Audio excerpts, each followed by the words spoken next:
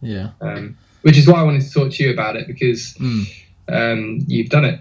Yeah, man. No, the cruise ship thing is awesome, man. Like, especially like the whole it's kind of why I did it at the time, was like I'd done function bands abroad and stuff, and different contracts and all that kind of stuff. And as all of them were different and stuff, and they had their, like, you had a little bit of learning from this one or something different from that one. They all kind of were similar, and I didn't really feel like I was pushing myself, my playing and that. And then the cruise ship, from that kind of standpoint of the show bands, man, that pushed me so much as a playing musician, like the styles you have to be able to play, from my experience, it was like you could have like jazz sets, which would just be like, maybe 1 or 2 hours, maybe max, just a little bar at some part of the ship, just in the evening, or maybe an afternoon set if it was like a sea day, which means, obviously the boat doesn't ever go to land that day. And that, like, those were probably the hardest, like the jazz sets for me, because I wasn't originally like a jazz player or anything. So that was the style, which, it takes so much great musicianship and knowledge and stuff like that of that particular style. Like, you can't really flake through that, you can't like where maybe a pop gig or something where the music is a little bit more simple, you can kind of like blag your way through it, as it were. Whereas the jazz stuff is just, it's kind of impossible to do that, and that was definitely the hardest style. You have to be able to improvise, and I wouldn't say you really need to know a lot of tunes, because there was a lot of circumstances where, for example, they were the fucking toughest gigs, man. Like, I remember we'd turn up and I have a big bunch of paper, which was charts and stuff. I didn't know any of these songs, so I'm just like flicking over and be like, okay, I've never heard this song, don't know the melody, and all it is like, it's 500 BPM. Yeah, and literally, man, like, it was literally music stand, big block of paper, and the MD's like, everyone's in their position. It's just like chilled out lounge, and everyone and all the guests just sat there, and they're just like, they're there for like just to relax and hear the music and watch you guys play. Where it's like, any other situation on the ship in music situation, you're probably not getting paid attention to, because there's a singer. As we go back to, get and watch that.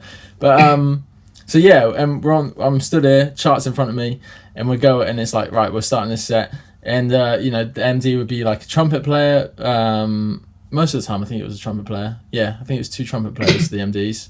And literally, it'd be like, okay, we're doing this song, name the tune, right, you got to find it, literally grab it out. I'm probably like one of the last people, because everyone here is like the drummer at the time was like 60 years old, keyboard player was from Poland who was like 70, absolute beast.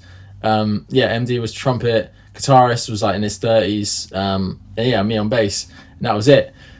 So they all know the tunes. They don't really need the chart. They're like, we know these tunes. We've been playing for like thousands of years. And I just remember pulling out the charts, whatever. And it's like, everyone ready? Yeah, cool. I want two, 4. And it's like, bam! And he's like straight into it. And the whole time I'm just like, I feel like I'm in this race car, just holding on. I'm just like, I will get to the end. So yeah, that's probably the most, for me personally, that was the most difficult part of the job. But again, it's whatever your strengths and weaknesses are. But you got to be able to play jazz. What the other types of styles in the cruise ships are like, obviously, like the West End type productions, like the show productions, where it's all to click track, that kind of stuff. In my experience, again, it was like I was given the shows sometimes beforehand, before I went on the contract, for example, and I'd get the MP3s. For the whole show, so it'd be like 40 minutes of just each track and stuff. Before you even went on the contract? Yeah, so that didn't happen every time, but it happens because I only did 2 contracts a show band. One was 2 months and one was 5 or just over 5 months. So that's great because you get to prepare it, which is really good, because those shows, they're exactly the same every night. It's like it starts at 8:00, finishes at 8:45, whatever, and then it's 3 shows every half an hour or something like that. And it's great. That was probably one of my favorite parts, because it's literally, it feels like you're in the West End. It's like you're on stage or whatever it is, they're set up, and literally you got your music in front of you and headphones on, and you just hear the click and the show starts, and it's just the same thing like whenever that happens, like whether it's every 2 or 3 or 4 nights or every start of the cruise, whatever. It's the same, so once you nail that show, it's just the same for the rest of the contract, so that's nice and easy.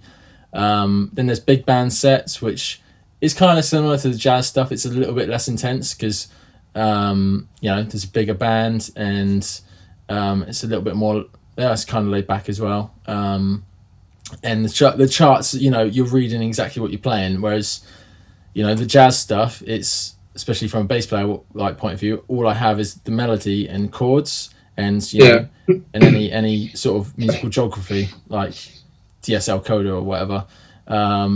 So that's more like make the bass line up right now and play to the structure, and then also listen to your surroundings because someone's going to call a solo, and you've got to like listen and tempo and dynamics and all those kind of things.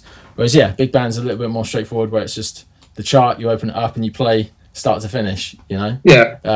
Solos can go round, and there'd be like repeat sections, and they'd go for as long as they're scripted or if they're directed a different way. So that's kind of easier as well than the jazz stuff. What else was there? And then there's guest entertainers as well, which is the other thing, I think. So that's when a guest will come on the ship, and then so the day they're performing, we had a rehearsal. So say the ship's in port for about 3 o'clock to 3 o'clock in the afternoon. Like obviously guests are off the ship, like touring or whatever, and we're on the stage as a band, guest entertainer. We've never met them before, never played their music, don't know what it sounds like or anything. You might know some of the songs, maybe, but and then you got the music, and then we just run through songs. It's just rehearsing them. So that's like a good test of sight reading, because you're seeing music for the first time, and you just have to read it. And then after that, you get to rehearse it maybe once or twice each song, maybe twice, but probably once. If it goes all right, it's just once. And then that will probably last about an hour and a half max, and then you're playing 2 shows that night. So really the first show that you play, so say you rehearse at like 2 or 3 o'clock in the afternoon, and you just run that for an hour and a half, because it's not, you don't really run the show, you just you run in individual songs, and then you're taking notes, and then you're either running little sections or endings, stuff like that. So you don't actually run the show start to finish. So the first performance at 8 o'clock, let's say, is the first like show you run start to finish. So that's always where everyone's like, kind of like, just being. And then the second show is normally the best one, because everyone's played the show now once fully through. You've had a rehearsal as well. So do you know what I mean? So that's a good part though, because it's good for practicing your sight reading, and being on top of that, because you're constantly like, it's at least once a week, maybe twice a week, depending on how long the cruises are. You're learning new shows, like brand new shows and stuff. So do you miss it? No, I don't. I miss from the cruise ships, I miss like being abroad and stuff and traveling a bit, but apart from that, man, like, no, I really don't like miss it. It was a good experience for me at the time, and I had like other reasons I was doing it. I had like a girlfriend at the time that I was seeing, so like there are other reasons. But from the perspective of like pushing myself, I don't think I've ever pushed myself, like that. Especially even getting the audition to become a show band musician. I was currently at the time I was in Abu Dhabi doing a kind of like band thing, like we had a residency in a hotel type thing, or not a hotel but like residency, and at the time I was like, okay, I know I'm gonna go do the cruise ship, or that's what I want to go do, so I have to audition for it. But before I audition for it, I've obviously got to like really cram in my practicing to get myself up to a level to get the audition, or be able to pass the audition. So I put in the hours of practice, blah blah blah, and then when I felt okay, like I need to go do this audition now. The audition, I've only done 2, and I got both of them, and they were both very, very similar, which is you have to have like a camera to film yourself. I think on one of them I did it. No, both I did. So you have to have a camera. I just use my phone. So you just film yourself in the whole audition, so they can, and then you have to send it to them. You call them on Skype as well, so there's a guy on the other end, or woman, whatever, who walks you through the process of it. And yeah, once you got the audition, it's like half an hour before your audition. So your audition's at 2 p.m, let's say, and you're in your room waiting, camera set up, laptop out for the Skype, and instrument ready. Half an hour before that, they'll send you music, so you got to be able to print that off.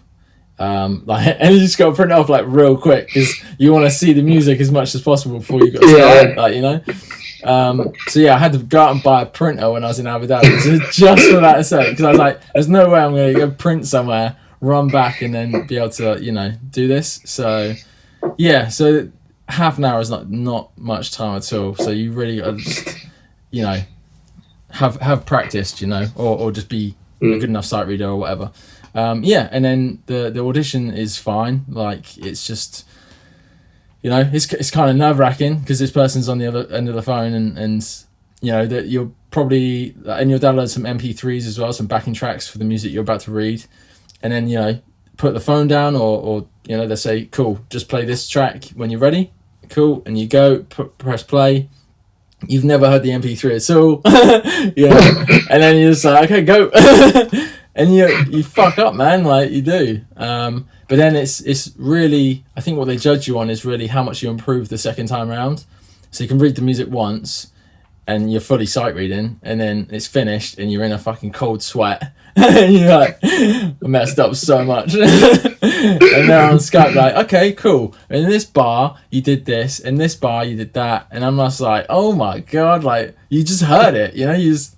Just, obviously great ears on the end of the phone, and then they'll probably get you to do it again, and just it's just about improving, how quick you can improve from a second sight reading, and that's pretty much it. The audition was just like, definitely you're gonna get tested on sight reading, like a chart or an actual like pattern, so like a drum pattern or like bass notes and stuff.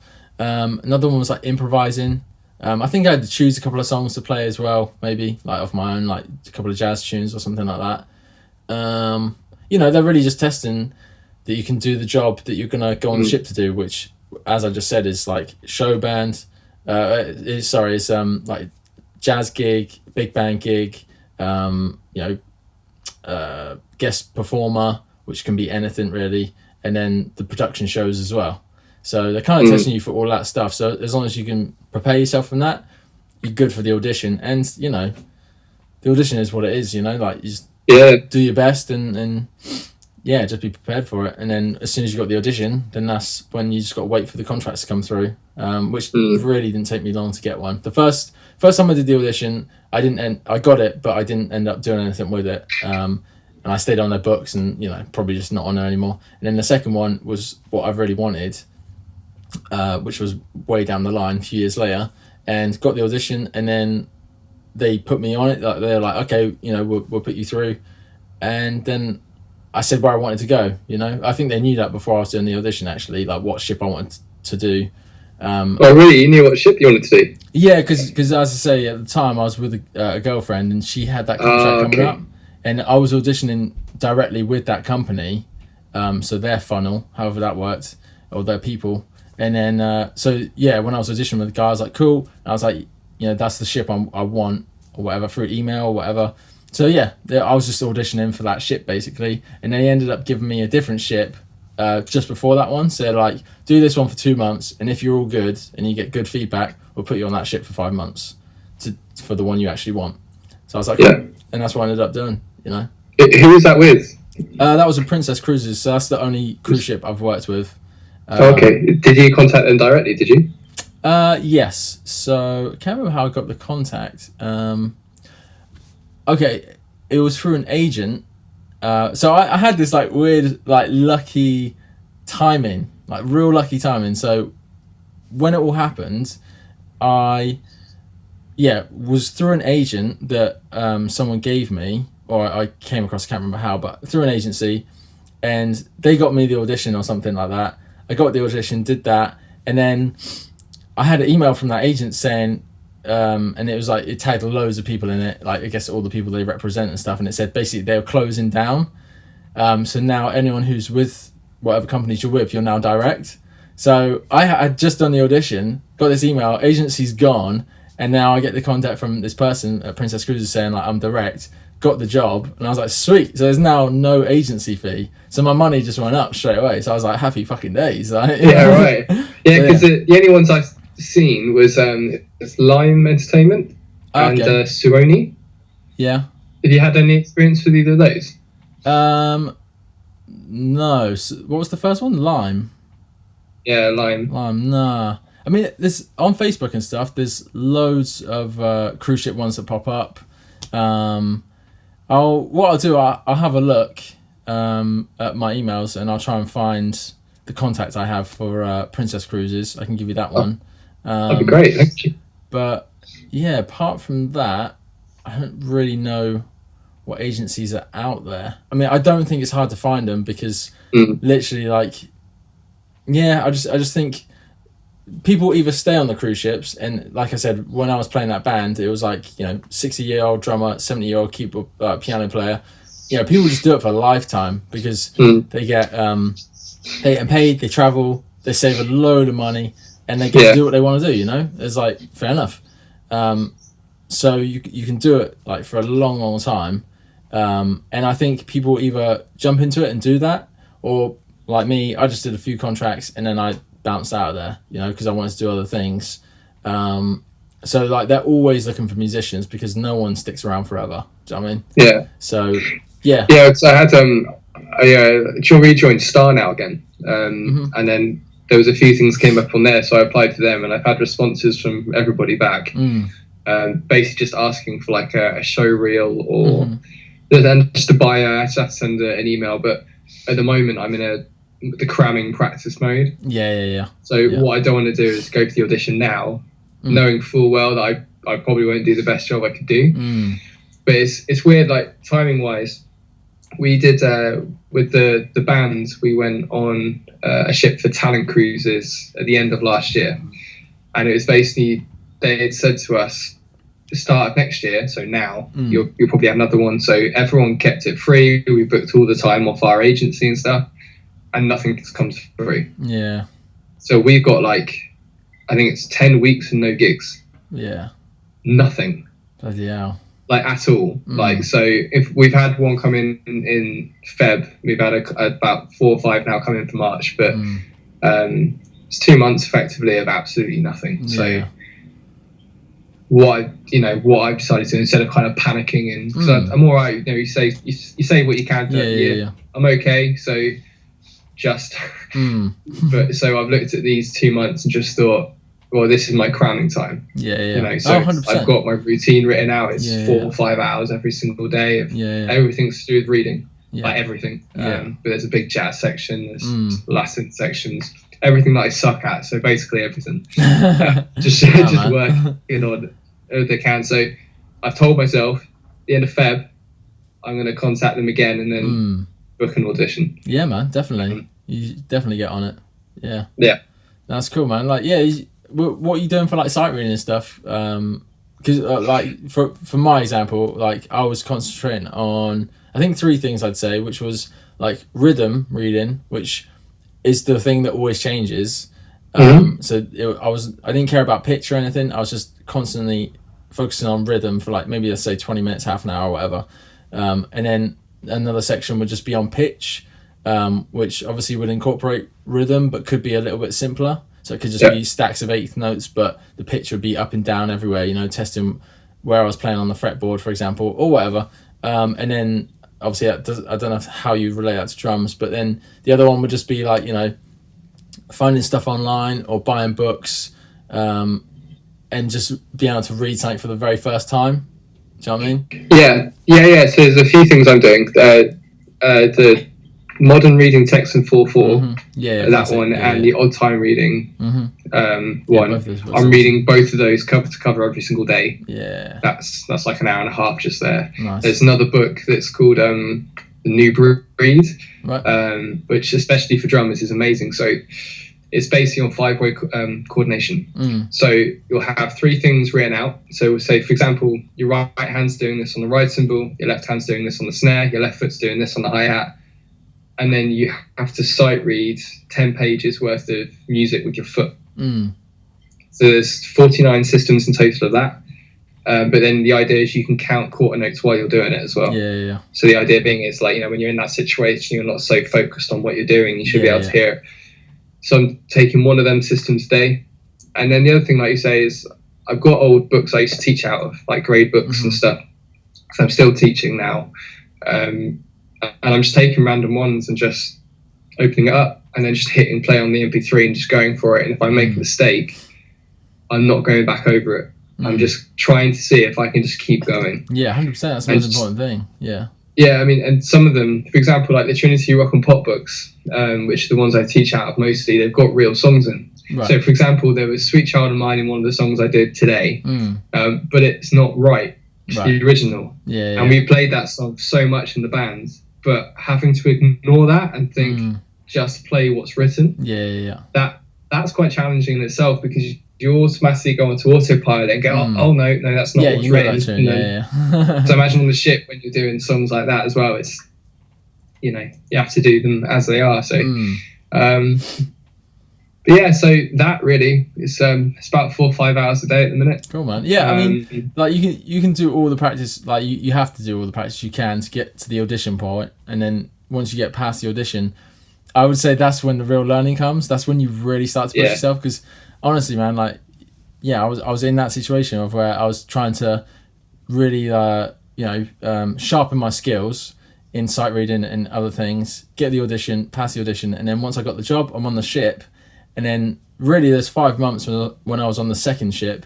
Honestly, I've never improved more than I ever have in my playing, because it was it was constant. It was like every day, nearly every day, and especially the jazz stuff, and you got to listen to it. I mean, you really got to immerse yourself in a particular style to like learn how to play it and its nuances and stuff like that. But with the jazz stuff, when you're playing with people that are that old, been playing that style for that long, you can't help but improve. You can't help but just get better by playing. You can't help but just shit yourself as well, because you know that they know what they're doing. And they're gonna know that you're faking your way through it. 100%. So like, it's a nice thing about Spotify, really. Like one of the books I'm working out of, it gives you recommended listening and read stuff. So I'm just making playlists. So when I'm out walking or driving not to a gig at the moment, but driving anywhere, or I've constantly got it on, and just trying to immerse yourself in it. But there's so much stuff in it. Like, the only thing that I think will happen is like, when I do the audition, and then providing I get onto the ship, the first song will be Mr. Brightside. I can fucking see it now. I want to call you, or like call Chris and go, trying to escape it. No, not once did I play that song, but I'm never saying never. They might put it in a show or something. But yeah, I think they had like a Bruno Mars track. I think it was like Runaway Baby or something. It was like a little part of that song to start some intro show or something. But is that the one he did live? Because he used that as part of a kind of a medley live, didn't he? I'm not sure. Not sure. Yeah. I just remember that was an intro to one of the shows they did, like when everyone joined the ship and stuff. But it was very, very short. But yeah, it's cool, man. Like, you should definitely go for it. I mean, it would definitely push your playing. It's like I said, it's more when you get into that situation, in it for real time, and it's just like you can't. There's nothing you can like swap that like learning for. Like in the moment, learning right now whilst I'm playing. In an actual situation, the practice room's great. It's useful in its ways, but like in that scenario on stage or wherever, and it's like you're surrounded by musicians that are better than you, and you just and you have nothing to do except it's like the analogy, of like just being chucked in the deep end. You have to fucking swim, otherwise you're gonna fucking drown. It's just exactly the same and literally because you're on a ship, so they'll chuck you overboard for fucking up too much. So that's the sort of pressure you need. Man. But no. What about for you, like for West End stuff? Is there anything you've ever wanted to do? I used to want to do it for sure. I've sat in a couple of shows and stuff, like in the pits and that. I sat in Thriller. Yeah, that's what you need. I sat in on Thriller, Lion King, Priscilla, Queen of the Desert, and I don't know, like if there's any more, but it was cool and it was amazing, and I really never really pursued it, and I think now, like, there's just other things I'm trying to get, you know, so whether it will ever happen or not, I don't know. I mean, you know, if you want to do that kind of stuff, you really got to, like, yeah, that's what I want to do, focus and go get it, you know, so I'm not going to get it right now if I don't want it, you know. I know, totally. Well, for me, like, the cruise ship is basically a stepping stone into trying to get into that world. That's what I want to do. Well, it's good experience, that's 100%, like, and you're not, the only other thing you get similar to that in the UK would be like pantomimes or pantos, you know, like stuff like that around Christmas. I know a friend of mine who's a drummer, he did one over December, and he's never done the cruise ship stuff, like show band, I mean, but yeah, like, yeah, it's definitely going to be a good experience, mate, if that's what your ultimate goal is, the West End type thing. Like, yeah, I think it was Lion King that I went. And obviously, I'm hanging out with the bass player on all these shows because that's who my contact is, who I'm going to see. And in the breaks on those, that's something you should do as well. Is just contact people in the West End, like musicians. Try and, like, you can find them. It takes a lot of work, like a lot of Facebook stalking and stuff like that. But like, you find them eventually. And like, I think I contacted the guitarist from Lion King. Right. I was like, you know, is there any chance I can come in and watch, or do you have the contact for the bass player? And then he sent me to him, and then I spoke to him, and blah blah blah. And they're all real cool guys most of the time. I never had a problem, but yeah, and you just get the environment for it, you know. So I mean, and it will just solidify that of you wanting it, whether you do or not, you know. Like go do the cruise ships and stuff, and get that experience. And yeah, that's what I was going to say. The bass player from Lion King at the time, I don't know if he's still doing it now, but he I was talking to him, and he did cruise ships and stuff before. I mean, obviously that would have been like years and years and years ago, but like they've all done the same stuff, you know. So it's, yeah, man, yeah.